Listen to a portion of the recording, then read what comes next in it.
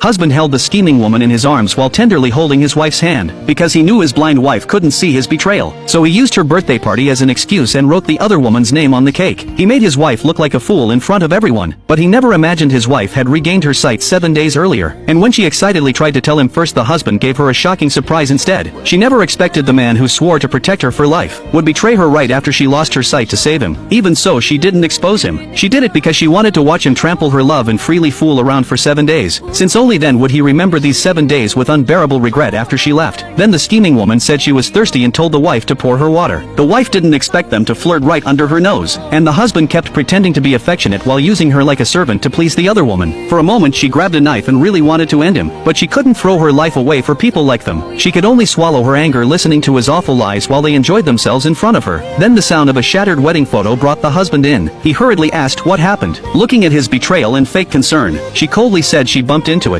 He sensed something was off and her face looked unusual, so he worriedly asked if she had a fever, then reached for her forehead. Thinking about those dirty hands touching the other woman made her sick, but she unexpectedly found something else in the bathroom. The other woman was pregnant with his child. That chilled her even more. A year ago friends had urged them to have a baby, but he insisted he wanted time alone together and wouldn't consider a child anytime soon. Turns out he wasn't against having kids, just against having them with her. Just then the husband rushed in worried about her, and walked in on her staring at a pregnancy test in the toilet. He nervously asked what she saw, and she calmly said how could she possibly see anything. After calming down he immediately started apologizing, saying he'd been too busy and neglected her. He didn't even notice she wasn't feeling well. Then he pitifully said he panicked when she pulled away from his hand earlier. His fake affection made her nauseous. Seeing she was still distant, he promised he'd make more time for her. But a man's sweet words mean nothing. As soon as he put her to sleep, she discovered an even worse betrayal. He had already moved the scheming woman into their home. With such blatant behavior, no wonder the other woman dared to provoke her. The next morning was no quieter. While they were eating, the other woman ran out again and sat on his lap right in front of her. He kept saying he loved his wife but couldn't resist the other woman's temptation. The scheming woman looked at the blind wife feeling smug,